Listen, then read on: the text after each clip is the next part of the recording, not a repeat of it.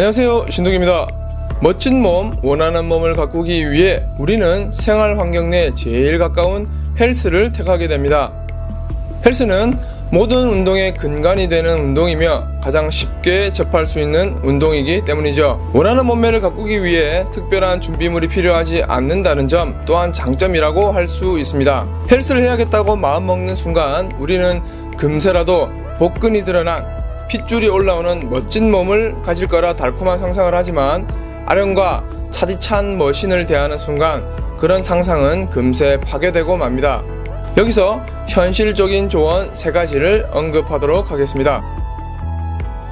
첫째, 헬스장 등록 비용입니다. 어느 지역 할 것 없이 요새는 한 달을 등록해 운동하시는 분들이 많이 없으실 겁니다. 그도 그럴 것이 한 달에 6, 7만원, 석 달에 12만원이라고 행사를 하게 되면 대부분 다 못해도 3개월이 싸니 3개월을 등록할 것입니다. 저 역시 그 의견에는 동의합니다. 금전적 부담을 덜기 위해 우리는 3개월을 택하지만 다수의 분들은 몸짱을 잃어보겠다는 처음의 마음가짐과는 달리 3개월이 되기 전 그 열정이 식어버리기 일쑤입니다. 그럼 결과론적으로 봤을 때 3달의 금액을 지불하고 한 달여 정도의 운동 후 그만두게 되면 오히려 금전적 손해를 안게 됩니다.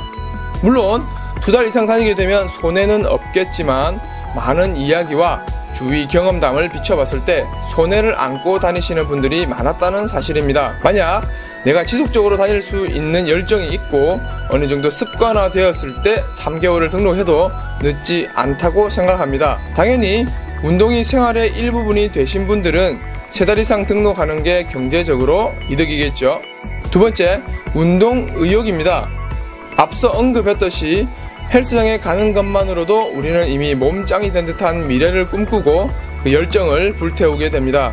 하지만 과한 의욕으로 인해 다음날 헬스장을 가기 위한 몸 상태가 아님을 운동을 하고 하루가 지난 뒤에 알게 됩니다. 평소 사용하지 않았던 근육을 과도하게 사용하여 움직이는데 불편할 정도로 몸이 피로해지게 되겠죠. 움직이기 힘듦을 직접적으로 느꼈을 때는 아마도 헬스장에 가기가 꺼려지실 겁니다. 물론 하루 가고 다시 안 간다고 하면 주위의 질타나 본인 스스로도 자괴감에 빠질 수 있게 되겠죠. 그러니 처음 운동하겠다고 마음먹고 간 첫날은 기구 운동을 하지 않고 스트레칭만으로도 다음날 몸의 힘듦을 느끼실 수 있을 겁니다. 머신을 사용할 경우 가급적이면 무게를 최소화하여 사용하시고 다른 사람의 눈치 때문에 무게를 올려서 억지로 하는 일은 없도록 해야 할 것입니다. 그래야지 그나마 다음날 운동하러 갈 몸 상태가 되겠죠.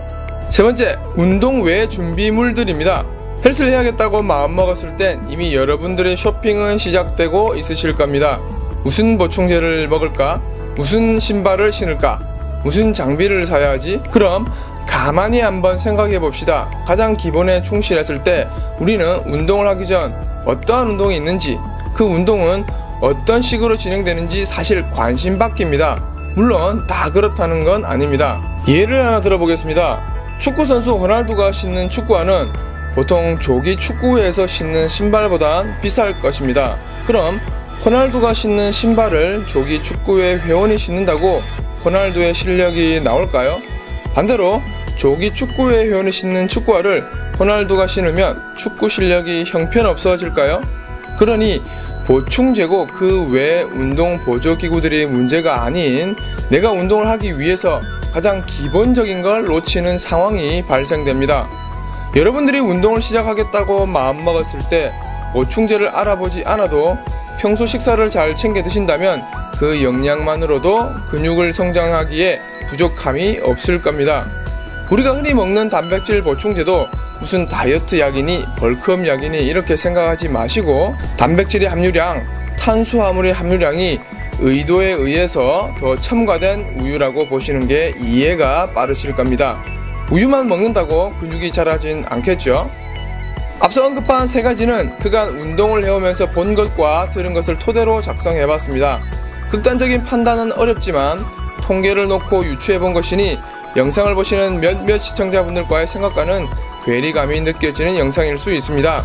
다만 해당 내용과 상관관계가 있으신 분들은 틀림없이 있으실 테고 해당 내용과 비슷한 생각을 가지고 계셨던 분은 다시금 생각해 볼 수 있는 계기가 되었으면 합니다. 부상 조심하시고 득근하십시오. 진심으로 응원합니다.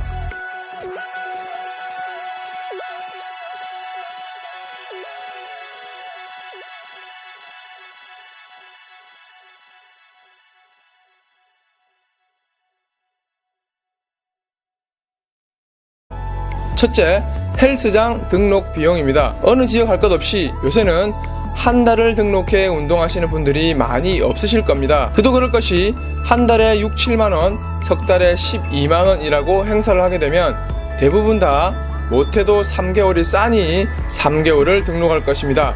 저 역시 그 의견에는 동의합니다. 금전적 부담을 덜기 위해 우리는 3개월을 택하지만 다수의 분들은 몸짱을 잃어보겠다는 처음의 마음가짐과는 달리 3개월이 되기 전 그 열정이 식어버리기 일쑤입니다.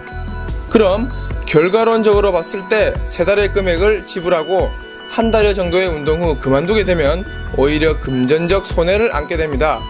물론 2달 이상 다니게 되면 손해는 없겠지만 많은 이야기와 주위 경험담을 비춰봤을 때 손해를 안고 다니시는 분들이 많았다는 사실입니다. 그렇다는 건 아닙니다. 예를 하나 들어보겠습니다. 축구선수 호날두가 신는 축구화는 보통 조기 축구회에서 신는 신발보단 비쌀 것입니다. 그럼 호날두가 신는 신발을 조기 축구회 회원이 신는다고 호날두의 실력이 나올까요? 반대로 조기 축구회 회원이 신는 축구화를 호날두가 신으면 축구 실력이 형편없어질까요? 그러니 보충제고 그 외 운동 보조기구들이 문제가 아닌 내가 운동을 하기 위해서 가장 기본적인 걸 놓치는 상황이 발생됩니다. 여러분들이 운동을 시작하겠다고 마음먹었을 때 보충제를 알아보지 않아도 평소 식사를 잘 챙겨 드신다면 그 영양만으로도 근육을 성장하기에 부족함이 없을 겁니다. 우리가 흔히 먹는 단백질 보충제도 무슨 다이어트 약이니 벌크업 약이니 이렇게 생각하지 마시고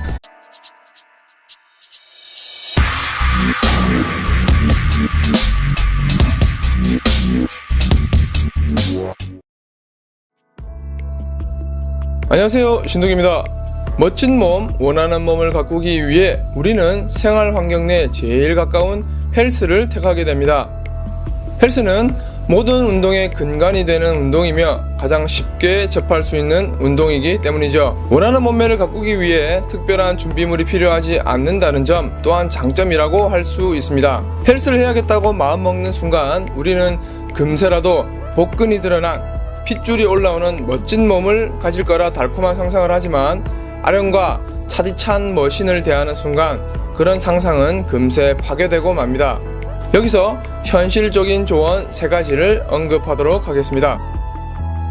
만약 내가 지속적으로 다닐 수 있는 열정이 있고 어느 정도 습관화 되었을 때 3개월을 등록해도 늦지 않다고 생각합니다. 당연히 운동이 생활의 일부분이 되신 분들은 3달 이상 등록하는 게 경제적으로 이득이겠죠.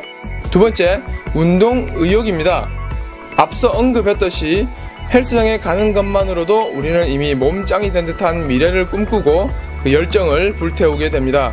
하지만 과한 의욕으로 인해 다음날 헬스장을 가기 위한 몸 상태가 아님을 운동을 하고 하루가 지난 뒤에 알게 됩니다. 평소 사용하지 않았던 근육을 과도하게 사용하여 움직이는데 불편할 정도로 몸이 피로해지게 되겠죠. 움직이기 힘듦을 직접적으로 느꼈을 때는 아마도 헬스장에 가기가 꺼려지실 겁니다. 물론 하루 가고 다시 안 간다고 하면 주위의 질타나 본인 스스로도 자괴감에 빠질 수 있게 되겠죠. 그러니 처음 운동하겠다고 마음먹고 간 첫날은 기구 운동을 하지 않고 스트레칭만으로도 다음날 몸의 힘듦을 느끼실 수 있을 겁니다. 머신을 사용할 경우 가급적이면 무게를 최소화하여 사용하시고 다른 사람의 눈치 때문에 무게를 올려서 억지로 하는 일은 없도록 해야 할 것입니다. 그래야지 그나마 다음날 운동하러 갈 몸 상태가 되겠죠. 세 번째, 운동 외 준비물들입니다. 헬스를 해야겠다고 마음먹었을 땐 이미 여러분들의 쇼핑은 시작되고 있으실 겁니다. 무슨 보충제를 먹을까? 무슨 신발을 신을까? 무슨 장비를 사야 하지? 그럼 가만히 한번 생각해 봅시다. 가장 기본에 충실했을 때 우리는 운동을 하기 전 어떠한 운동이 있는지, 그 운동은 어떤 식으로 진행되는지 사실 관심 밖입니다. 물론 다